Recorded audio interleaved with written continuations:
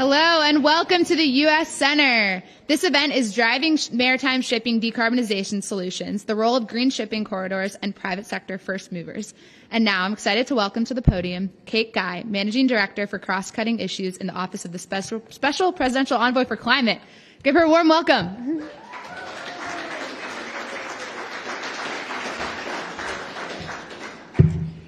Thank you so much for that introduction. Thanks to all of you for being here today. Happy Oceans Day, Happy Nature Day here at COP. Not going to say I'm partial that this is my favorite day, but I know probably folks in this audience are really excited for this day. And I want to especially thank our partners for being here today. C40 Cities, the Kingdom of Norway, and the Aspen Institute for helping us host today's event. In terms of working nation to nation and our partnerships, we've truly had no better partner than Norway in this issue and in our work together on this issue. So thank you to our colleagues Sveinung Oftedal, who you'll hear from later today. And as a proud Norwegian American, I'm almost more excited to be here with all of you and working hand in hand with our Norwegian colleagues. So thank you, Sveinung. We're here today to talk about shipping, which is, of course, a global industry, perhaps the most global of industries when you think about it. Goods from Vietnam are often shipped to places, other countries, even countries like South Korea. But what we know is sometimes those goods are taken on ships that then go all the way over to places like here in Dubai or the UAE to refuel, only to travel halfway back around the world again. And on these routes all across the world, crisscrossing ships, tons and tons of emissions escape into our atmosphere and make the climate crisis worse with each passing year. This is a crisis that we can see on the water with the crazy changes that are happening to our oceans, but we're also seeing in our own countries fueling extreme heat, wildfires, and floods in every corner of the world. So as many of you know, if shipping were a country, it would be the 8th largest emitter of greenhouse gases in the world. That is on par with the emissions of entire countries like Japan and Germany. That's exactly why Secretary Kerry, from first entering the Biden administration, charged all of us on the team with tackling these emissions and finding new solutions and innovations to these problems. It's why just this last June he went to North Shipping Week in Oslo, and it's why he has encouraged strongly the International Maritime Organization, or the IMO, to amend their GHG strategy. And I'm very happy to report that they did that this past summer.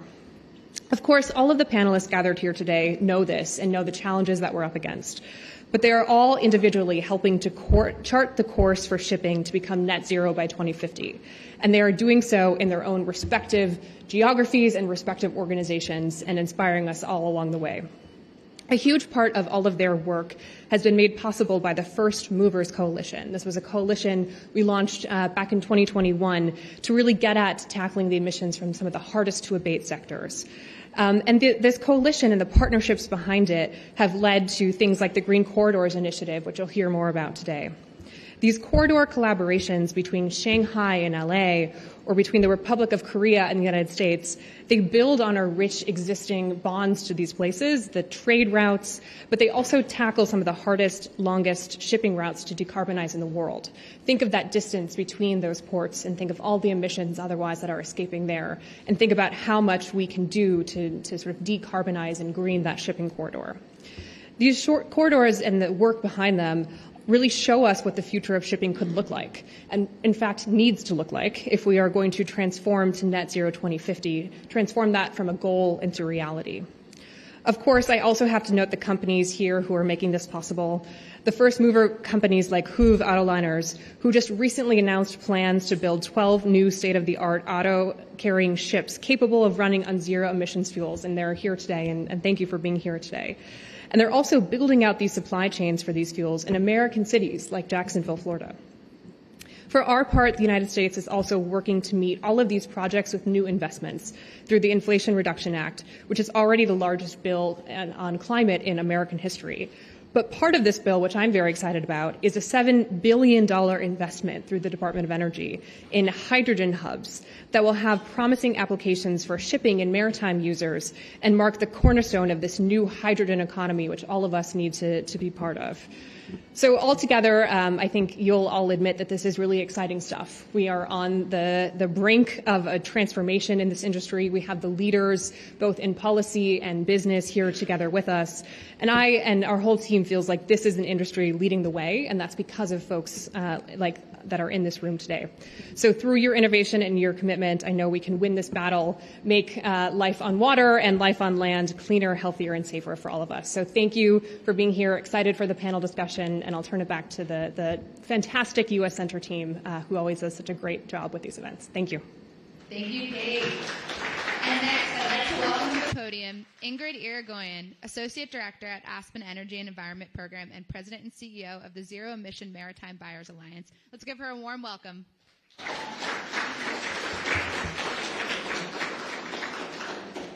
Thank you so much, and thank you, Kate, and to the SPEC office. I can't overstate how important the support of the State Department has been to our efforts. So I'm Ingrid Irigoyen. I'm with the Aspen Institute, where I lead our maritime decarbonization initiatives, including a project we call Cargo Owners for Zero-Emission Vessels. I'm also the CEO of the Zero-Emission Maritime Buyers Alliance, which is a group of freight buyers that have come together to support the launch of a new marketplace for zero-emission shipping services. This fall, we launched our first competitive tender for 600,000 20-foot containers to be moved with zero-emission fuels and technologies over a 3-year contract period. Our starting definition for zero-emission shipping is that it can achieve at least a 90% emissions reduction across all greenhouse gases on a life cycle basis, relative to low sulfur heavy fuel oil. Such service is not currently available commercially, but must become a mainstream commercial offering very quickly if we are to have any chance of achieving Paris alignment in this industry. We believe that advanced offtake commitments will be essential to speed the transition, and we also know that many green corridor projects are urgently in need of such demand. We also believe that such commitments need to be for sufficient volume and longer than normal contract periods in order to create the business case for this sector to increase investment and accelerate the pace of change. Our several dozen members are also interested in gaining economies of scale, which is why aggregating their demand and bringing it to market is the most catalytic and cost-effective strategy to support this industry transition in the early years. We can catalyze this new market until policy support is sufficient for these solutions to come to scale, hopefully through strong action at the IMO to create an even playing field for zero-emission shipping. The Green Shipping Challenge is a key forum for such change as well. And so I believe it's appropriate for me as an organizer of First Movers to moderate this panel about private sector first mover action and the role of green corridors in advancing the clean energy transition in ocean transport. And I thank the Department of State for the invitation to do so. So now I'm pleased to invite our panelists to come to their seats, and I will introduce them.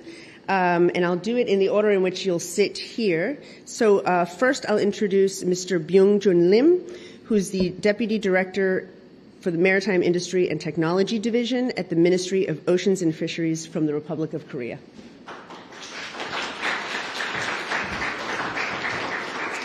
I'll also welcome Christine Peterson, who's with the City of Los Angeles.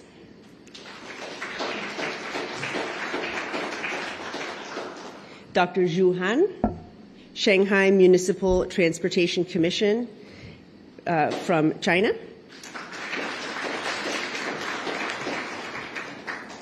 And we'll go ahead and get started. Oh, I'm sorry. I've forgotten one of our speakers. Oh, my goodness. So I'd also like to invite up Andreas Enger, who is the CEO of Höegh Autoliners.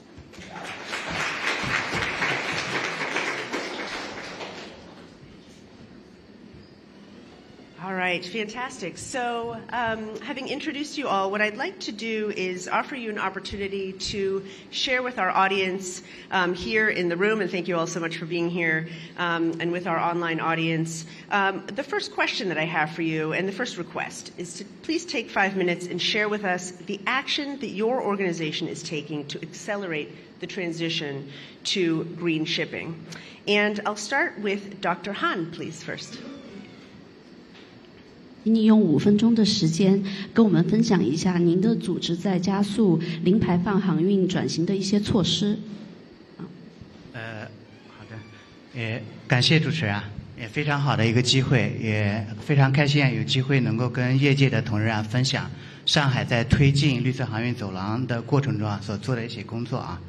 那从上海到洛杉矶这条航线呢，是全球经贸活动中啊最具活力的航线之一。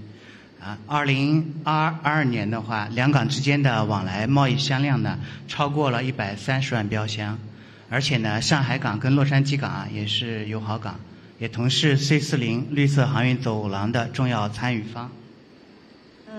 Actually, I'm very honored to be here today to share the works that we did in Shanghai, especially in terms of the green corridor. Between Shanghai and Los Angeles, we have a very dynamic and collaborative relationship. In 2022, the trade between us reached to 1.3 million, and I'm also very happy that we are part of C40. 那去年1月，上海港和洛杉矶港啊也是达成了共识，共同发布倡议啊，宣布建立上海港到洛杉矶港的这条绿色航运走廊。那倡议发布以来的话，上海市交通委员会、洛杉矶港务局啊以及 C40 啊作为倡议的主要发起方，会同了马士基、达飞啊、中原海运集运、海洋网联船务，包括上港集团、长滩港啊以及阿斯彭研究所、中国传奇社、MTC 等利益相关方，大家共同磋商啊，形成了一个实施计划的一个纲要。So between Shanghai and Los Angeles last year, we reached an agreement, and as the initiators for the green corridor, we also worked with Dafei, Changtan, and NTC. We issued a framework. 实施计划纲要的主要的内容呢，就是各利益相关方呢，在 IMO 构建的减排框架下，加强志愿协作啊，通过运营和展示最先进的物流技术、脱碳技术以及最佳管理实践啊，逐步实现啊这条走廊上航运活动和港口活动的一个脱碳。So under the framework, all the parties involved, we collaborate closely and exhibit the high technology we have and the efficient operations to realize decarbonization. 具体来说的话，航运公司的话，从2025年开始啊，要在本走廊上开始部署啊，具备全生命周期低碳或者全生命周期零碳排放能力的船舶。So in details, by 2025, everyone in the green corridor would have to realize the whole life cycle decarbonization in terms of shipping. 到2030年呢，将在本走廊上展示啊全球第一艘全生命周期零碳排放的集装箱船队或者船舶的一个可能性。So by 2030, we will have the first ship that is completely realizing this goal. 码头合作方的话，将会采取措施啊，降低港口作业的一个碳排放。So in the ports, we would also take measures to realize the decarbonization goal. 货主方呢，将制定目标啊，这个与承运人啊协议采用全生命周期零碳排放的航运服务。So one of the target is that we will also encourage the buyers to purchase the decarbon shippings.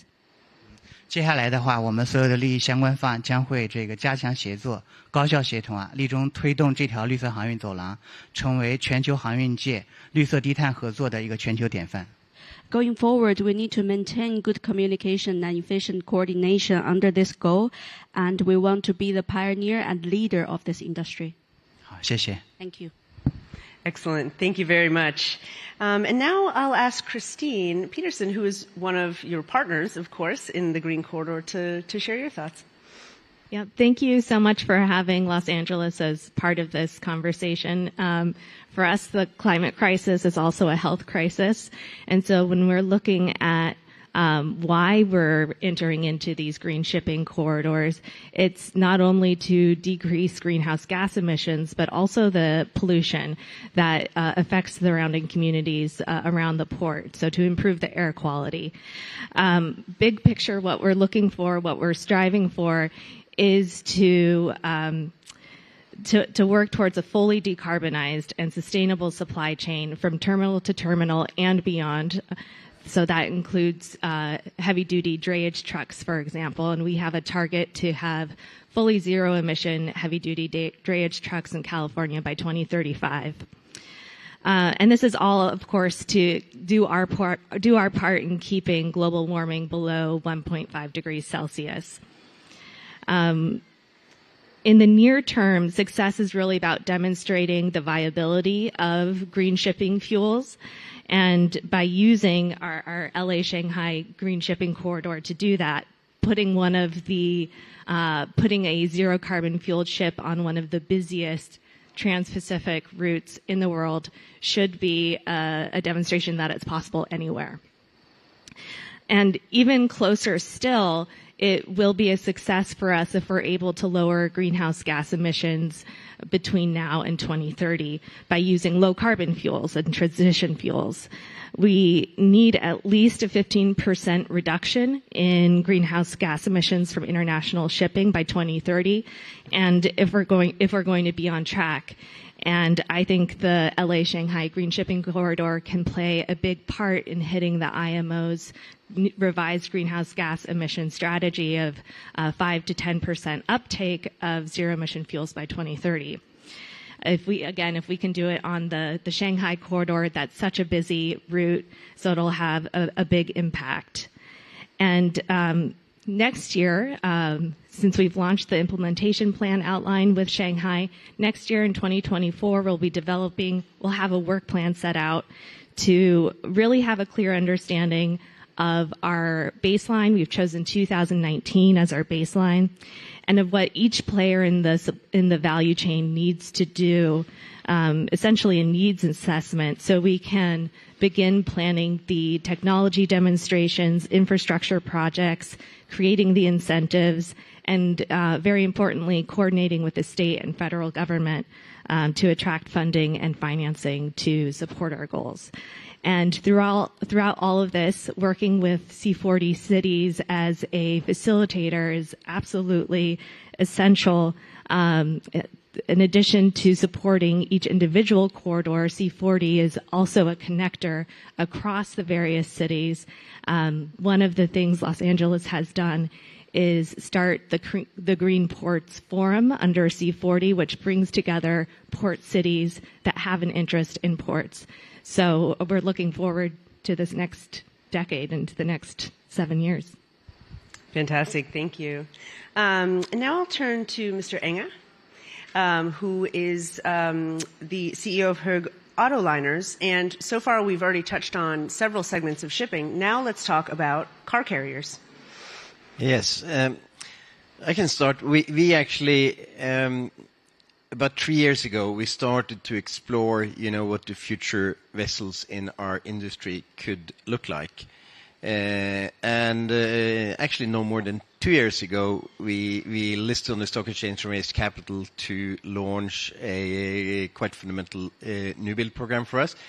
And currently we have a fully financed program of 12 vessels, adding up to a total of $1.2 billion. But I think the most exciting thing on our story is actually how fast things are changing and changing in a positive direction. Because back 2 years ago, we were obsessed with optionality because these ships should last for 30 years. And we believed that we would have to convert them into zero carbon fuels at some point in their lifespan. So we built that into the design.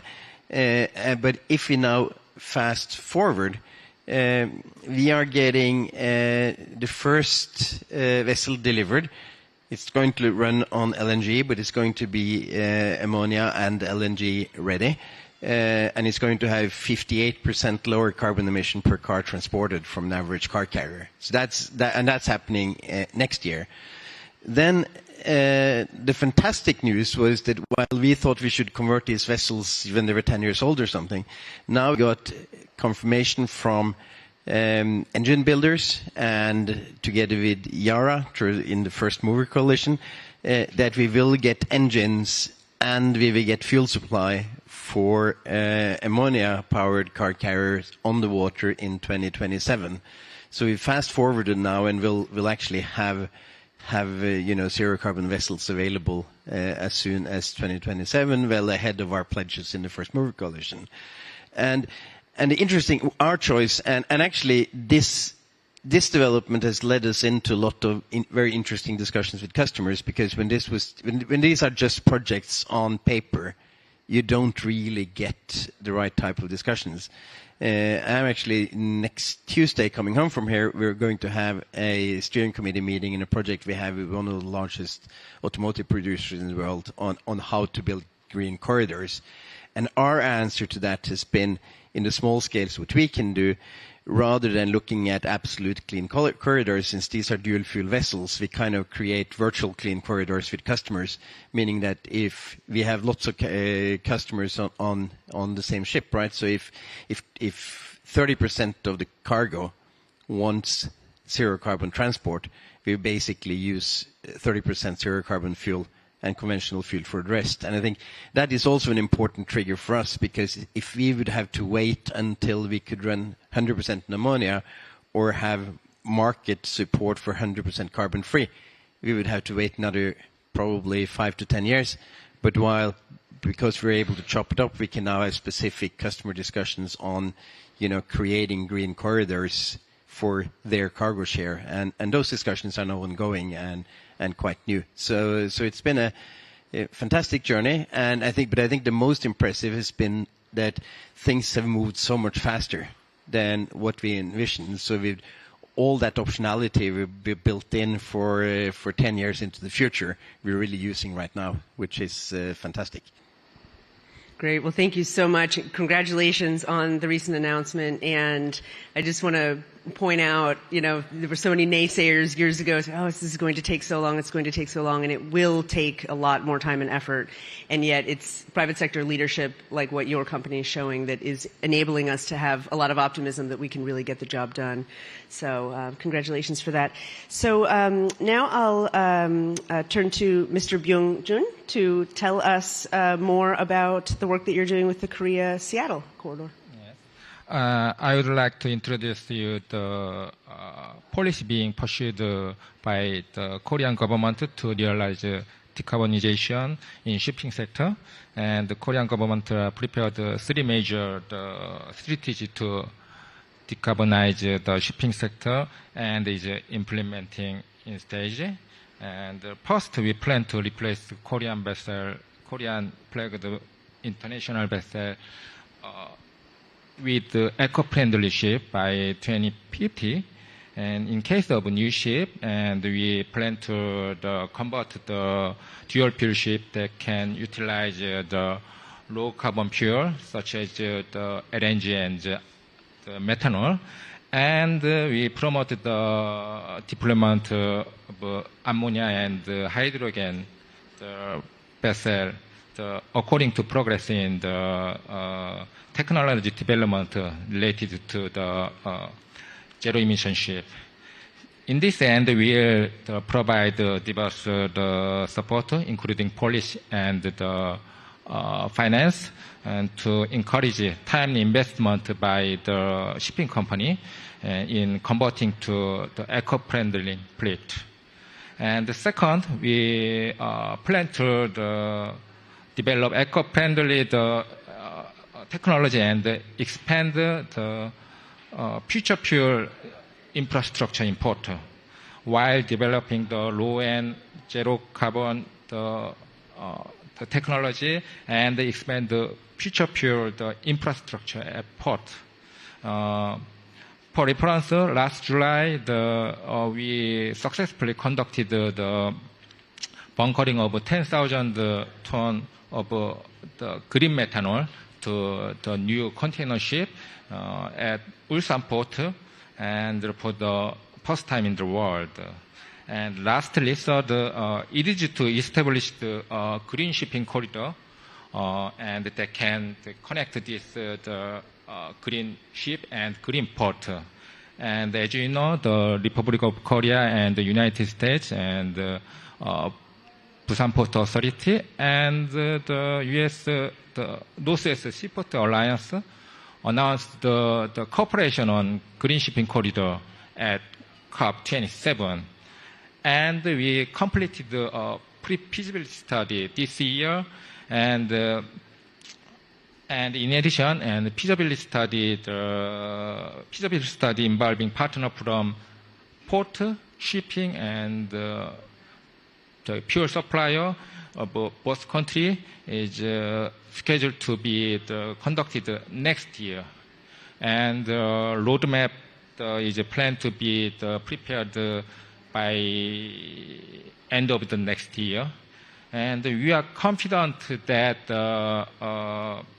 this effort, there will be the green shipping, zero emission ship operating on the green shipping corridor between Korean and the U.S. the port 2028 at the latest. And furthermore, and the Korean-U.S. green shipping corridor and will be continuously reviewed, linking with the green shipping corridor at other ports, and we can expand with the other ports in Australia and Asia and Europe. Yes, thank you. Great, thank you so much. So I'd like to ask each of you, in the interest of time, to reflect on two questions and take whichever part of the question you're most comfortable answering, and please tell us about what you believe success looks like in your green shipping corridor, and what do you believe will be the most critical focus areas in 2024 to ensure that the partners within those projects are on track to achieve their goals by the middle and end of this decade? So that's my first question, is success on green corridors. What does that look like to you? And the second one is, what role do you think that ports and cities should play in incentivizing force movers? What do you think is missing? And where do you need the most support, and from whom, to move faster? So why don't we take, this time we'll go, why don't we continue with you, and if you would like to answer this question first, and then we'll go down the line this way, if that's all right. Okay, thank you. I believe that the success on the Korea and U.S. green shipping corridor will be starting point for the expansion of zero emission route centered on the Pacific Ocean.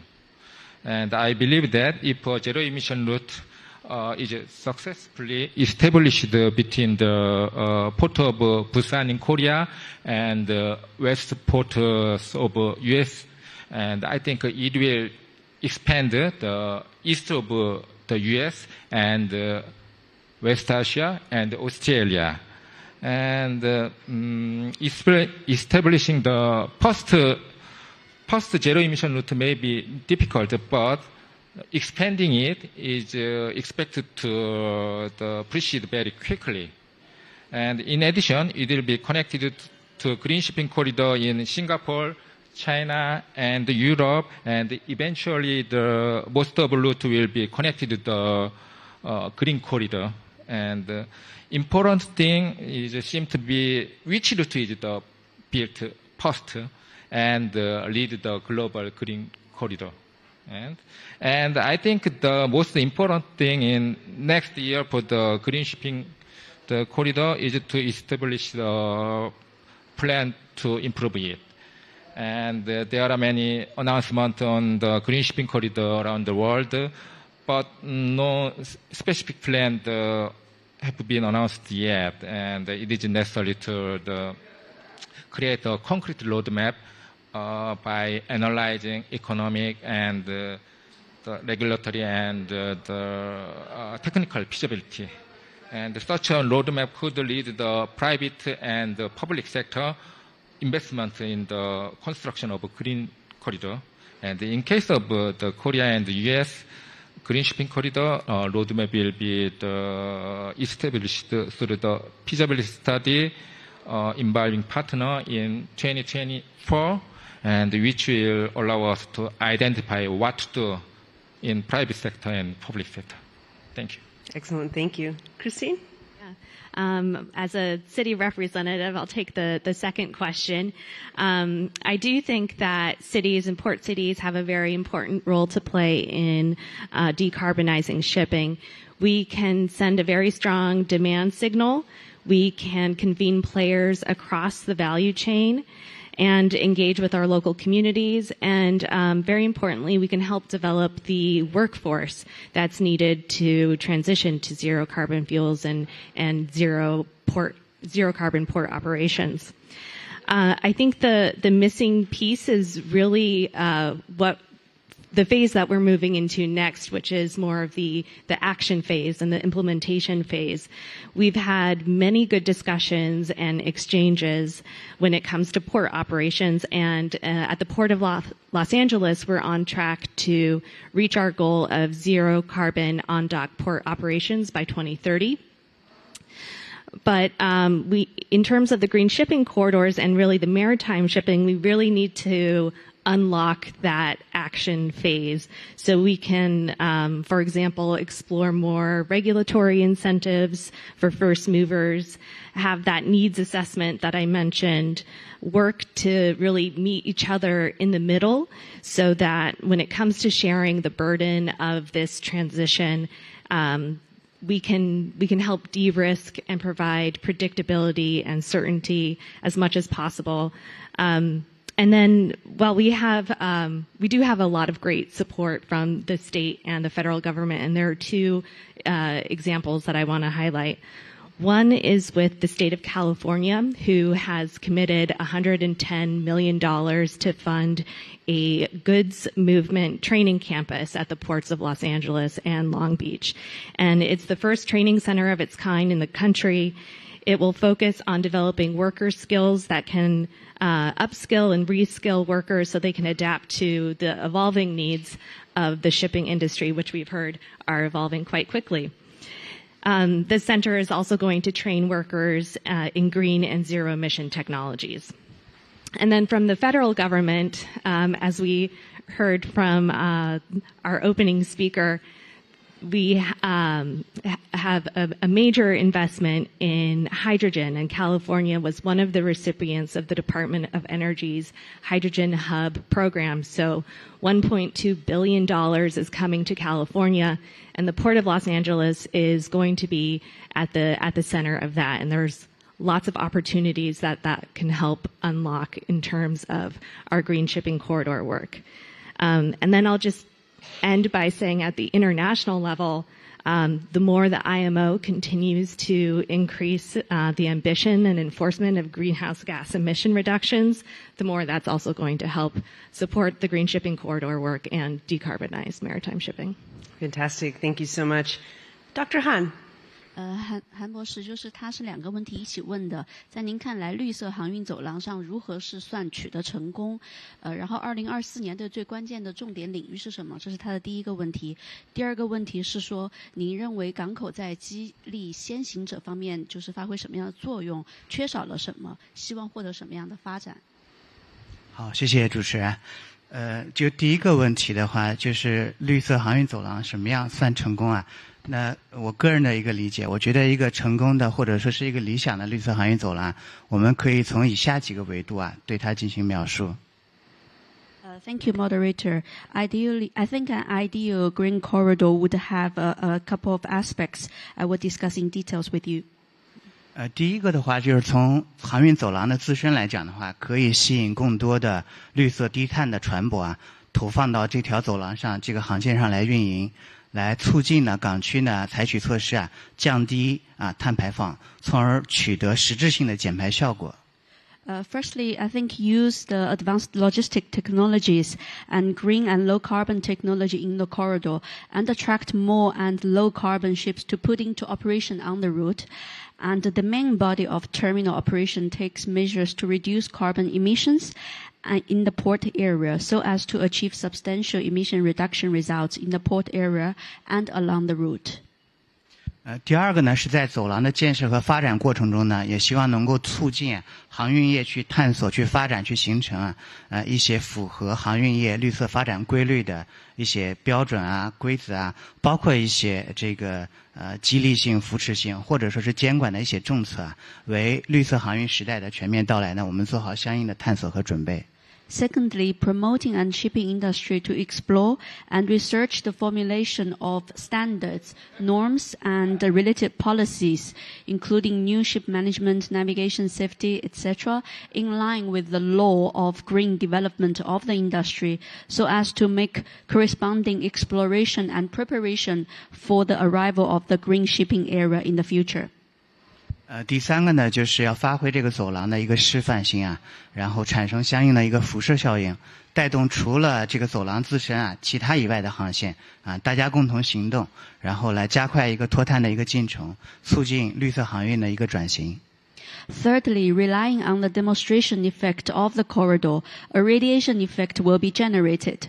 Advanced logistics technology and low carbon technology will be applied on a wider scale beyond the corridor, thus driving carbon emission reduction on other routes around the world and promoting the green transformation of the shipping industry.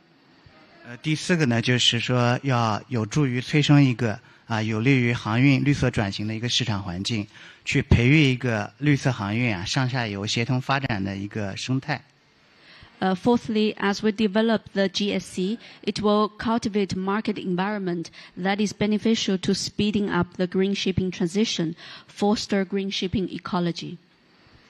第二个问题呢，我是这样考虑的就是说，在克莱德班克宣言中呢，也强调了清洁绿色的一个脱碳燃料，包括船舶推进技术对于走廊建设的一个重要作用我相信航运公司他们在投放绿色船舶的时候也会要考虑到一个问题，就是说市场上是否有充分的绿色燃料的供应，包括相应的港口是否有相应的一个加注能力这个是他们要考虑的一个事情，也是我们要关注到的。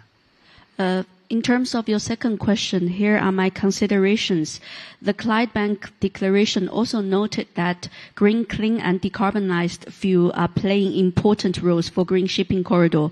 The ability to provide a stable supply of green marine fuel in the market and bunkering services in ports are important factors that need to be considered where releasing green vessels by shipping companies.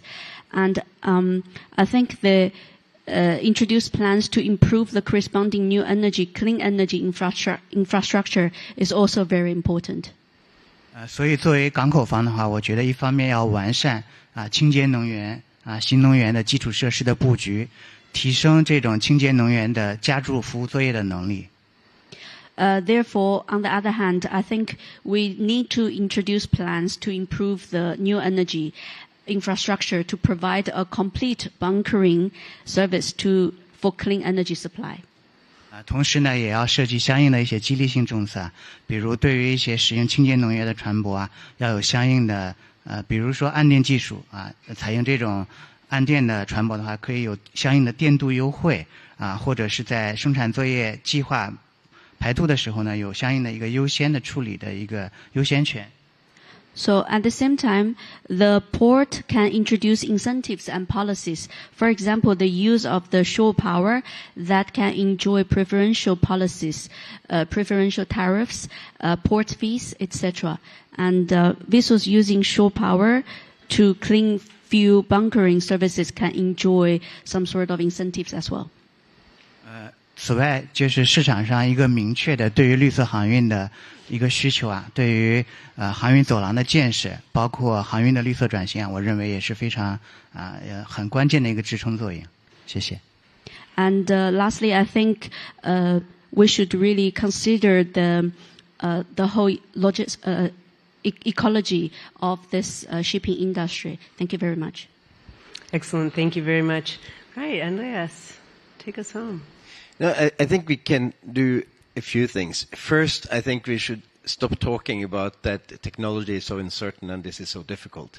Because yes, there is 4 or 5 or 6 different fuels or biofuels and other things that will be in use, and they will be used, probably many of them. But technologies is mostly changed, known and available. What is important is to scale the usage and create the demand signals, right? And I think there are 2 things in that that we talked a little about.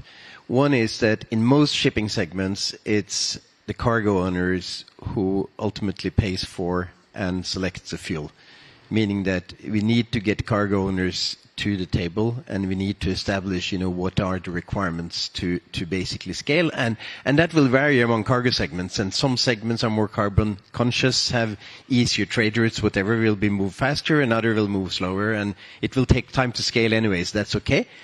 The other one then is to basically supplement that with regulations, Because the way we are today, to really accelerate use of zero carbon fuels, we need to manage the price gap.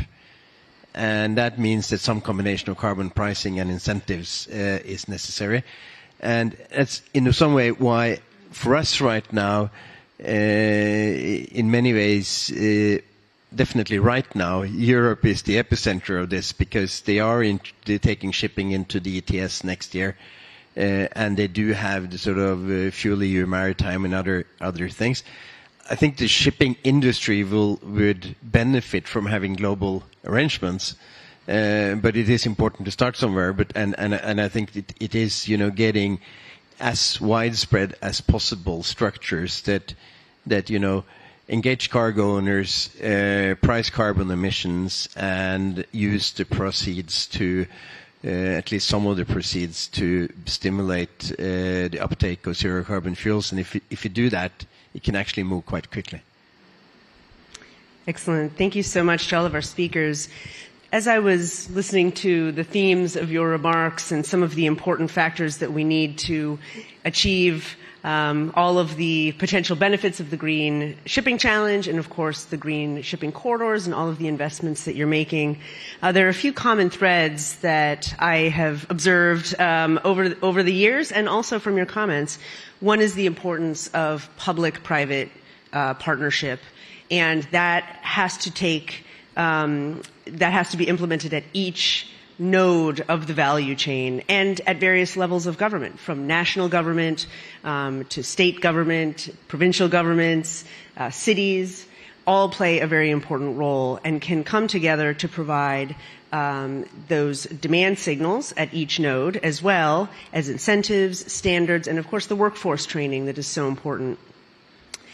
You've also touched on the importance of a global regulatory framework that will enable the market to have much more confidence and allow us to really make this a global transition that is not only fast and aimed at the right kind of fuels, but also is one that is just and inclusive, which is tremendously important. And then you also each touched on the importance of planning and looking ahead.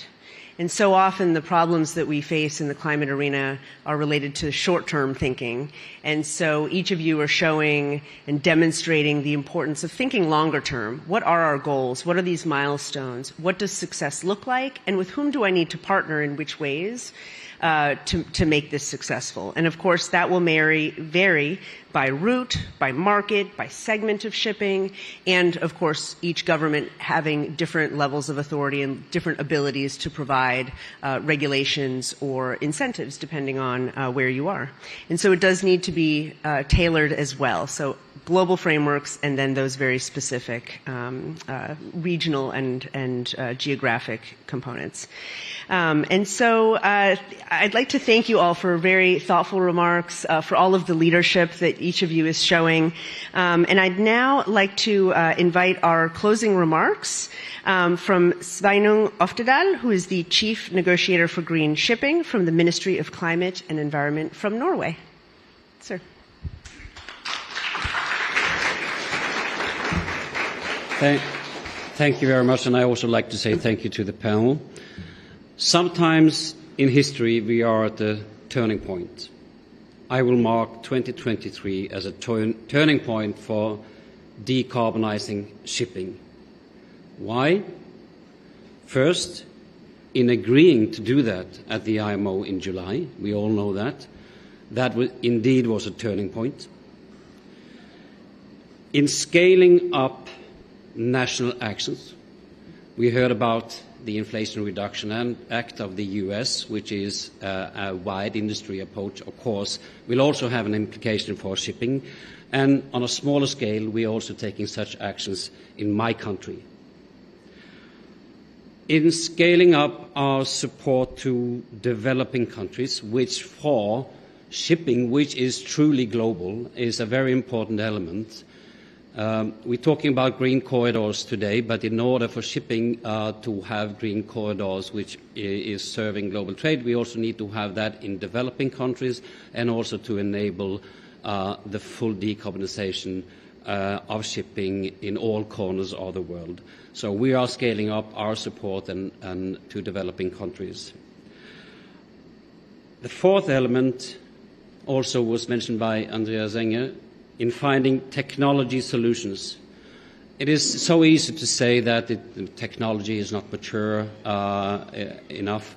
Now we have noted that this is not an issue anymore. Of course, there will always be technology improvements, but we have found technology solutions. And at this very moment in Shanghai, you have a big maritime exhibition, Maritime.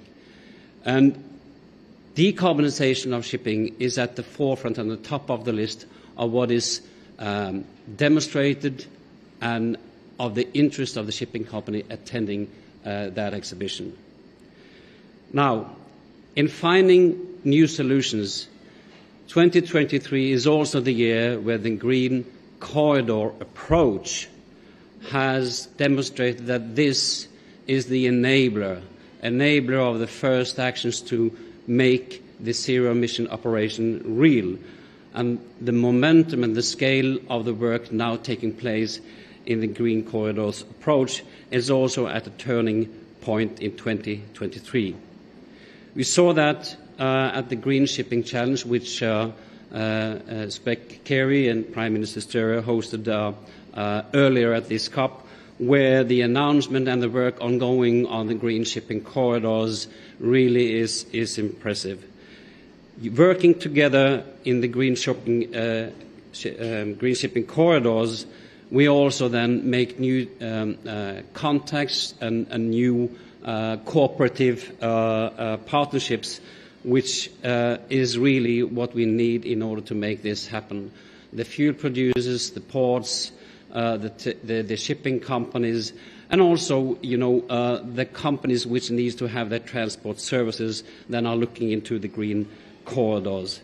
And really, the events at the COP28 have ever maritime and zero-emission shipping be so dominant and much present here at COP meetings previously? No, it has not.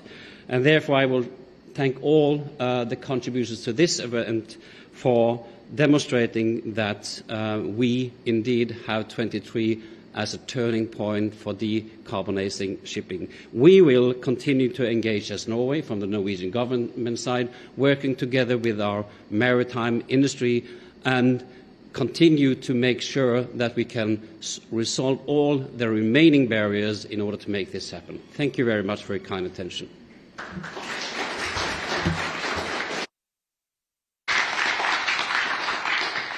Excellent. Well, thank you so much. And I'd like to, in particular, thank our panelists once again. So Dr. Zhu Han, Christine Peterson, Andreas Enger, Byung-Jun Lim, and of course the Minister. Thank you so much for this multi-continental panel about all of the ways that we can work together to advance this transition. And thank you to our audience and to the U.S. Center.